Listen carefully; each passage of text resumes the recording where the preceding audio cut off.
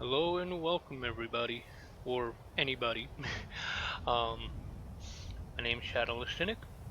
I am making this video in an attempt to help everybody when it comes to understanding the very beginning of Fallout 76. You'll have to pardon me as I just had some jaw surgery and whatnot not too long ago, so it's a little difficult for me to speak.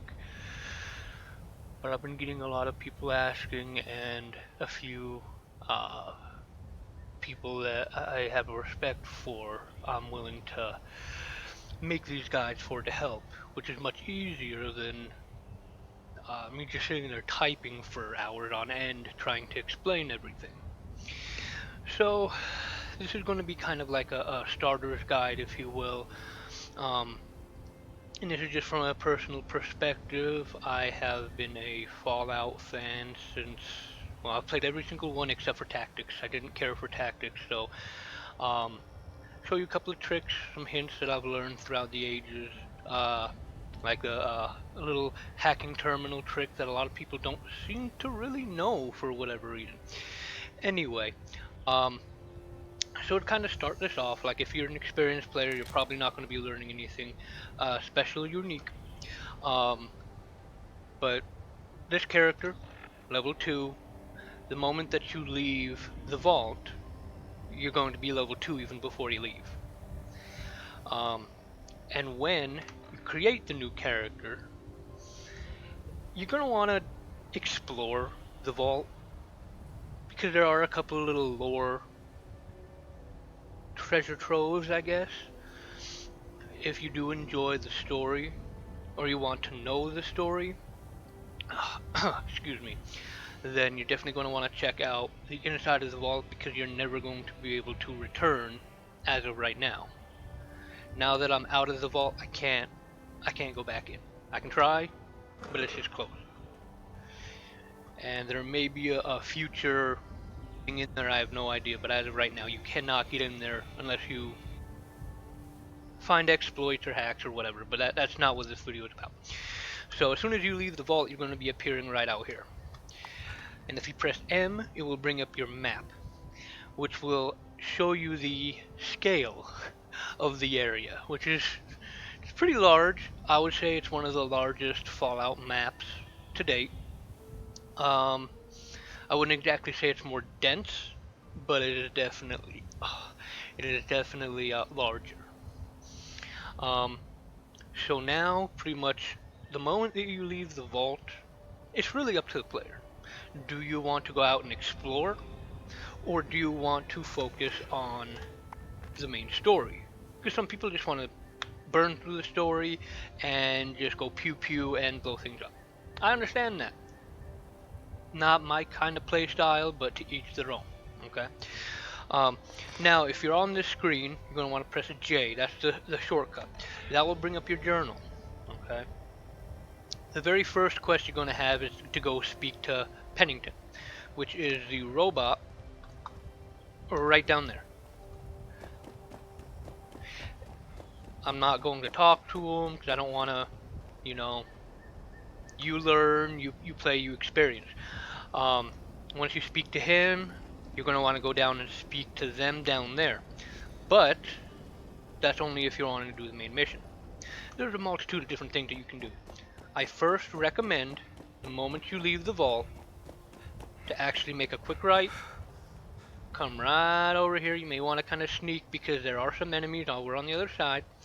And there's a corpse right here that will give you a pistol, very little ammo, and possibly something else. You can kind of see the liberators down there. Now, ever since One Wasteland, I believe is the name of it, had released, it's made things a little bit more fluent, I guess. Now, I used to have a map that separated the different areas, such as all the forest region was typically like 1 to, I can't remember what level, but you would always want to stay within the forest region. And then as you level up, you can start going into, pardon me, the mid area to the lower left, which are the higher areas, and then down here in the red, that of course was the highest level creatures. But now, for the most part, with One Wasteland, things have changed. Because it was also difficult for other players who were just starting out and wanting to play with a friend who's been playing since the beginning. Well, they're like level 1000 plus. And so that new player feels overwhelmed. Like, well, that person can just one-shot everything. Well, technically you can too. Because all the enemies now scale with the player. So you could be player 2, like this character here, and then you could have a friend who is 1000 plus. Well, what enemy would be level 2 to you would be level 50, 100 to them. So their damage basically, while they're still doing their damage, it's scaled to match the level. So it doesn't matter if you're level 2 and you have a friend that's level 1000, it's just that person that is over level 50 will typically have access to the better gear. So that means that anyone level 50 could dominate somebody who's level 1000 generally, or level 45, because there's gear between 45 and 50 that's general end game gear, at least in my eyes. And some people have different views on what end game gear would be like, depending on what kind of build you want to go for. Now that's one thing that I want to specify, because in your builds, now I'm just going to teleport down to the camp that I built, well, I put down here, um, to kind of like show a little bit. Um, so say you go down to the Wayward. Now I do actually recommend you actually focusing on the main story. Excuse me. Reason why I say you need to focus on the main story is because once you complete the main story, you will unlock the ability to collect endgame currency, gold bullion, or however it's pronounced. Oh my god. So, by completing the main story as quickly as you can, it would. Hey, what's up, outsider? I'm doing this one for you. I don't know if that popped up on the recording or not. Um, what was I talking about? Damn, I get sidetracked way too easy. I think I was talking about weapons. Yeah, the type of weapon that. Now, okay, let me. Well, I can't really do it on this character, but if you're in that menu and you're in your area, you hold down V, and that will bring up your build menu, or you can go down to your camp, and then you can press E, and that will go into your building menu as well. Now, there's other tricks I can show you, like putting doors, like almost any door in any doorway, double walls, stuff like that. I can all go into, and being able to get wires to go through walls. I can all go through that later. This is just mainly a beginner's guide. I do apologize for it being so long, but there's a lot of stuff to kind of go over that I feel would be beneficial to new players. Now, I kind of want to Collected go some over new the recipes weapons on my and latest the outing. perks. Okay. Now, the very first thing you're going to want to do that I recommend, because you will get better benefits from being in a group than you will by yourself. Now, don't get me wrong, I'm a solo player. Always have been, probably always will be. But I will not get the lone survivor perk. I'll always be in a group, but I'll Oh, never be partying with anybody. Because what I can do, if you press went wrong button. Hold down left control and tab will bring up kind of your social menu. Okay. Um, what you're going to want to do, these chains right over there, if you go to the top, those you got the raider icon, settler icon, that goes over your reputation with the two sides and how they see you. Raiders will always see you as hostile to start off with. Settlers will, of course, you're another human. Um, and it can change depending on your choices throughout when you play. But for the most part, it can be rather static, but there are ways to make them do, etc., etc. Any which way. You're going to want to create a team. See, I'm on a private server right now, so there's not a single person here. But by me making this group, I am now technically in a team. So, not only do I get any of the perk benefits benefiting by being in a group, but also I get other bonuses while being in a group. Now, I chose a casual team, which means that for every player in this team, everyone gets one more intelligence point. And intelligence is very important if you're wanting to level. So low level players, new players, you're going to want to focus your special stats 86 glowing on meat sticks. intelligence. Time to go You're going to hunting want to try again. to get that up pretty high as quickly as you can while getting at least 3 charisma so that way you can get the inspirational perk up to level 3. Okay? Now, technically, I should probably have started a brand new character and walked through everything, but I did not want to show everybody the starting stuff because I didn't want to spoil anything. But you're going to get a choice, okay?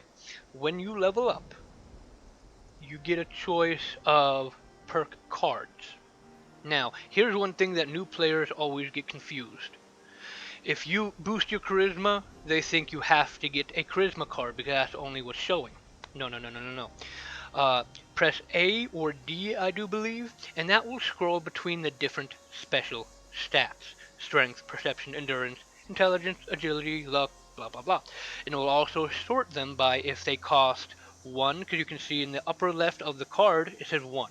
So it's going to cost 1 charisma point to have that equipped. And in the lower right, you'll see stars. Well, that's the level of the card. If I get another inspirational perk card, I can now merge those two cards into one, and now I would be getting 10% more experience when I'm on a team instead of 5. And it goes to a maximum of 15. And for each intelligence point you get, if I do recall correctly, I think it's 2% more experience, but I could very well be wrong in that aspect. Um, so yeah, you're gonna definitely want to put points into intelligence. Now for the weapons. Okay. The reason why I'm saying that it's probably best to choose a style of weapon even though you have multiple perk slots. Now, sadly I don't have a Really train fixed up station my own nearby, so garden. what I can probably do is while trying to explain things, I can run to one of the gas stations that I think is nearby. I think it was around here. No, it was probably down over around there. I can't quite remember. Or actually, I think there was one down here. This would probably be a little quicker. Let's go to that one. And to put a marker on the map, you're just going to left click, and it's good I have a marker there. Will ask, do I want to move it or remove it? Um, that marker will also be shown to any other teammates of yours. So if, for example, you have a higher level teammate who has all the destinations already unlocked, instead of having to run there like I am right now, uh, all you have to do is teleport to your friend after they have teleported to that area, and yeah, you will be golden. So you can unlock so you don't have to run all the way there. And don't get me wrong, you got some beautiful scenery sometimes if you have the computer that can actually handle it. Mine unfortunately can't. Um, Now in the lower portion of the screen you'll kind of see a compass. Depending on your perception would depend on how far you see those icons. The ones that are kind of grayed out on the bottom there means those are locations that I can see, but I cannot teleport there because I have not discovered it yet. But my eyes can see that there is a destination ahead of me. Now you can kind of see a train icon. Whenever you see a train icon, that means that it's generally a trading station. You can go there.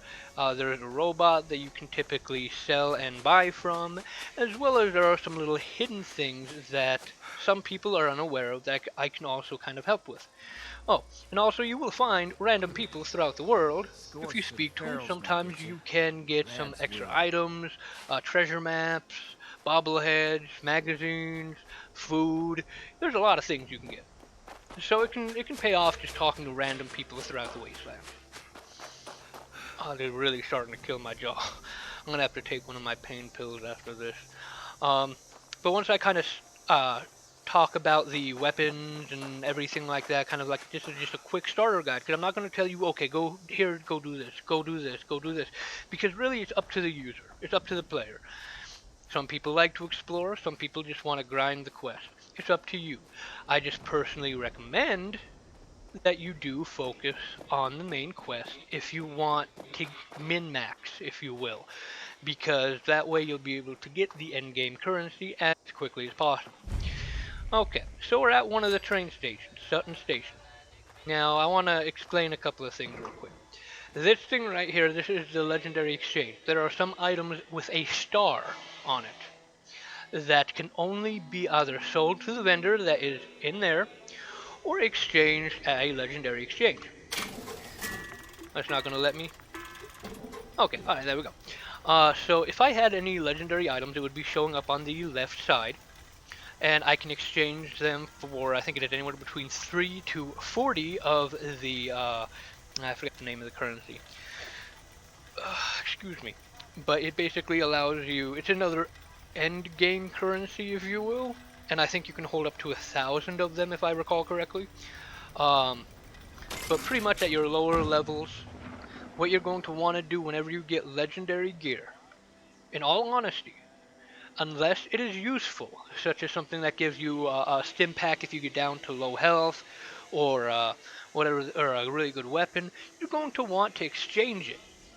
Reason being, typically you will be leveling up faster than the weapon will be useful. So if you get a level 10 legendary weapon, well, by the time you're level 15, that level 10, depending on the attributes, it's probably going to be useless compared to your next weapon. So it would be best to exchange them or to trade them for something that you want.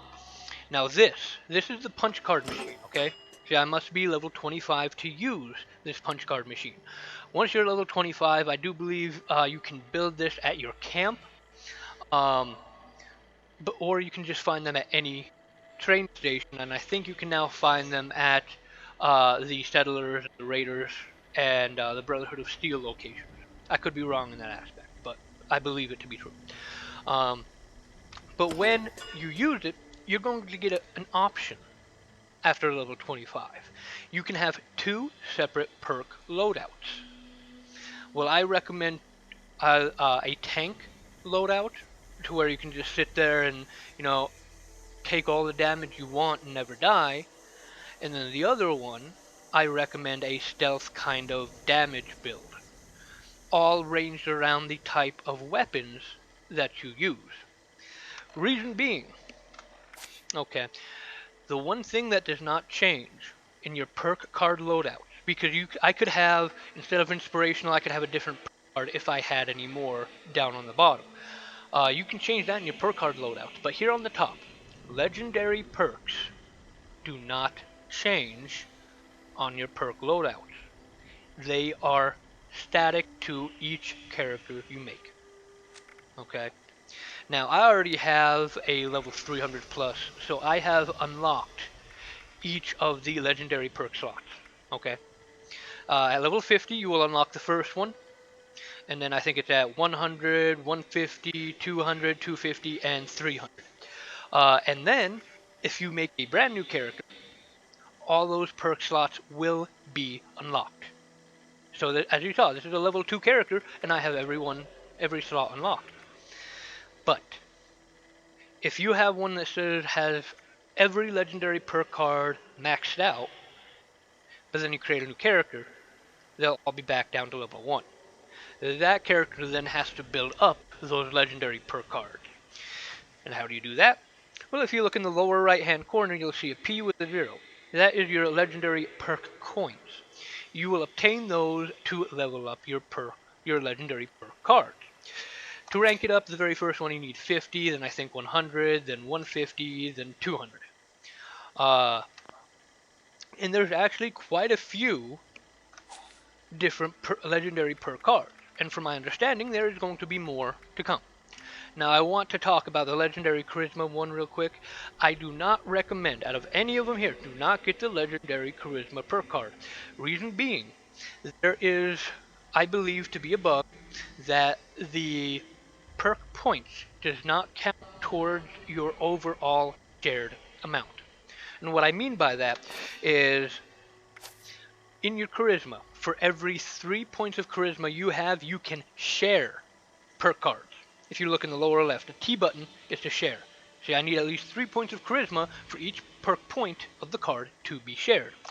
So if I get one more charisma, I can share a level 1 inspirational. I have to take my mood meds. Um, I can share that level 1 inspirational card. So now, if you do not have that inspirational card, I can share it, and if you're on my team, now you get that 5% bonus experience. So that's another benefit of being on a team, and not everyone shares cards, and it annoys the hell out of me. Or some people just have either 2 or lower charisma, which is possible, but not likely, because there are some really good charisma perks. So, yeah. But yeah, that's why I do not recommend getting the legendary charisma. Because if I got that instead of luck, to where that would put me at 3 charisma, I still could not share that inspirational perk. So if you are going to get any of the legendary special perk cards, which I highly recommend at least 2 of them, do so. Because it will help you out immensely. And there are others that I recommend for newer players depending on play style. This one's going to be a more stealthy type guy. So I recommend these 4 legendary perk cards for it, especially either Master Infiltrator or Survival Shortcut or even what rads for your level 50 legendary perk card. Don't get me wrong, getting the legendary intelligence and starting to work on that is also a very good idea.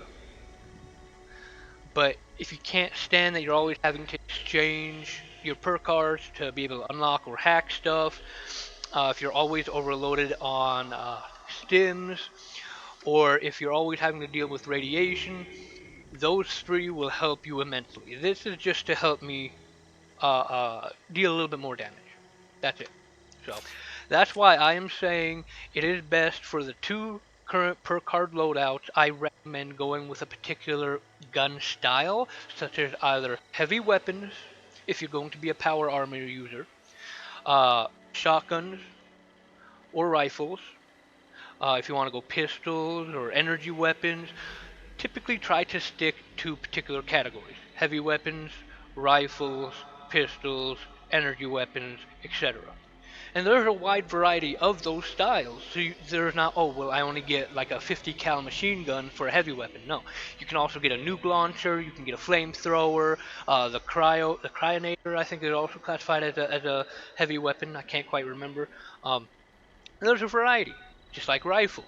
You have the fixer, you have a regular combat rifle, you got the handmade. There are so many different types. So if people who are like, well, I want to have a heavy weapon, and I want to have a rifle, and I want to have an unarmed, and I want to have all this, well, doing that is just hurting you. And those items are just going to sit there. So, especially when I get people saying, "Oh yeah, I'll help you out for everything that you helped me out," and then go back on their word. That's one of the reasons why I can't stand people. Anyway, sorry, I'm getting sidetracked. But for the most part, I'll also for newer players. There's a couple of places I recommend for you to put down your camps because they are beneficial for you for location wise, quest wise, or being near a vendor so you can sell a lot easier and save your caps instead of traveling. Okay. For one, the station that I'm nearby is decent. Or you can also place a camp nearby to where my camp is over here. The one I highly recommend for people that I enjoyed through my play style, through my very first play run, was down here. There's another train station down there because that will allow you easier access to this mid-level area and very easy farming down at the different places like the Capitol building and whatnot. So I highly recommend doing it there. There's a couple of places up around there. But yeah, there's wonderful places that you can choose from. Just Google, because I'm not going to, go into all that stuff because this is already way too long to begin with. But I wanted to make sure I hit some what I feel as very key and important things for people to do starting out. Oh, and you know what? A couple other things while we're here. Anytime you go to a train station, um, you will see posters on a board. Okay, Not everyone realizes if you click on these posters, like this one, look, I just got a miscellaneous quest to attend a fraternity party. Well, what about this one? Visit the Appalachian Shelters Claim Center. Oh, look, I just got another quest. Oh, what's this one? It has a sheep squatch ate my brother? And I just got another quest. That one's not a miscellaneous one, though. That one actually, that's one of my favorite quest lines. um, not only that, so if you also hold down the tab button, you'll turn on your Pip-Boy light, which is also directional. But if you come over here, if you see any of these maps, okay, you're going to want to go over here and see all these different tacks. You go and click on it, upper left-hand corner, map updated. Now I can see all these different other stations on my map because this map is now showing me where they all are. So that way, when I had just put the waypoint on the map, now I won't need to. Cause see, there's Charleston Station, got the Lewisburg Station, there's the taxidermy quest I just picked up.